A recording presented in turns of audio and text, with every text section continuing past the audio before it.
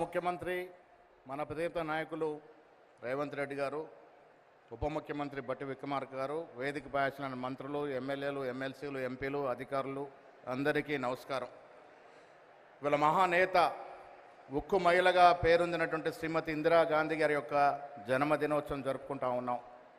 ఈ జన్మదినోత్సవం పురస్కరించుకొని ఓరుగల్లు పోరాటాలకు గడ్డినట్టు ఓరుగల్లులో మహిళా సదస్సు ఏర్పాటు చేయడమే కాకుండా ముఖ్యమంత్రి అయిన తర్వాత మహిళలకి అర్ధభాగం అవకాశాలు ఏంటో చూపించినట్టు ఘనత మన మధ్య ఉన్నట్టు ముఖ్యమంత్రి రేవంత్ రెడ్డి గారిదనే మాట ఇస్తున్నగా మనవి చేస్తా ఉన్నాను. ఇందిరాగాంధీ గారు బాలికగా ఉన్నప్పుడే స్వాతంత్ర్యంలో పాల్గొనడమే కాకుండా తన తండ్రి గారు అన్నటువంటి జవహర్లాల్ నెహ్రూ మొదటి ప్రధానమంత్రి యొక్క అన్ని రాజకీయ లక్షణాలు అనుసరించుకొని గొప్ప నాయకురాలుగా ఎదిగినటువంటి మహానేత.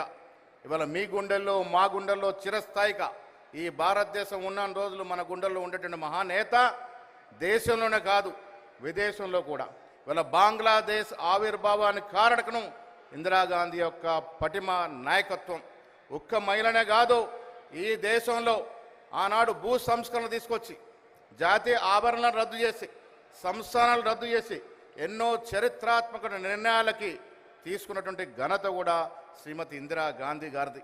ఇవాళ వారి జన్మదినోత్సవం జరుపుకుంటున్న ఈ వేళ మహిళలు, ఇద్దరు మంత్రులు, అధికారులు అందరూ కూడా మహిళలే ఉన్నటువంటి ఈ వరంగల్లో మహిళా సదస్సు పెట్టడం అనేది హర్షించదగ్గ విషయం. ఈ సందర్భంగా ఇక్కడికి వచ్చిన ప్రతి మహిళకి కాంగ్రెస్ పార్టీ తరఫున, మా తరఫున, ఎమ్మెల్యేలు, ముఖ్యమంత్రి గారు అందరి తరఫున అభినందనలు, శుభాభినందనలు.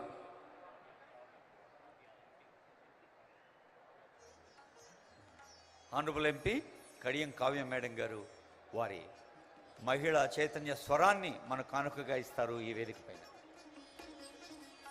అందరికీ నమస్కారం. ఈరోజు ఇందిరాగాంధీ జయంతి సందర్భంగా అందరికీ కూడా శుభాకాంక్షలు తెలియజేసుకుంటున్నాను. గత 2 రోజుల నుంచి కూడా వరంగల్లో ఉన్నటువంటి ఎమ్మెల్యేలు, ఎమ్మెల్సీలు, ఎంపీలు, మినిస్టర్లు, ఇన్ఛార్జ్ మినిస్టర్ ప్రతి ఒక్కరు కూడా చాలా ఆనందంతో ఉన్నారు.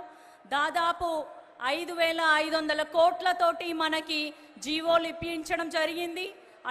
నా ఎంపీ ఎలక్షన్ అప్పుడు మన హానరబుల్ సీఎం రేవంత్ రెడ్డి గారు ఏదైతే ప్రామిస్ చేసినారో అది ఒక్కొక్కటిగా నెరవేరుస్తున్నారు.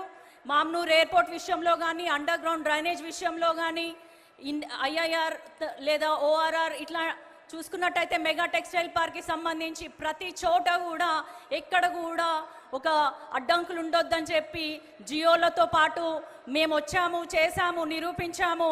ఇది చేతల ప్రభుత్వము, ఉట్టి మాటల ప్రభుత్వం కాదని మరోసారి నిరూపించినందుకు, మా వరంగల్ మీద ఇంత దయ చూపినందుకు, వారి సొంత నియోజకవర్గంలో కూడా ఇన్ని డబ్బులు ఇచ్చారో లేదో కానీ వరంగల్ని 2వ రాజధానిగా చెయ్యాలి మన తెలంగాణకి అన్న మాటని నిలబెట్టుకున్న మన హానరబుల్ సీఎం రేవంత్ రెడ్డి గారికి, ఉప ముఖ్యమంత్రి గారికి, ఇతర మంత్రులకి, తోటి ఎమ్మెల్యేలకి, ఎంపీలకి అందరికీ కూడా, ప్రజాప్రతినిధులందరికీ కూడా వరంగల్ ప్రజల తరఫున పేరున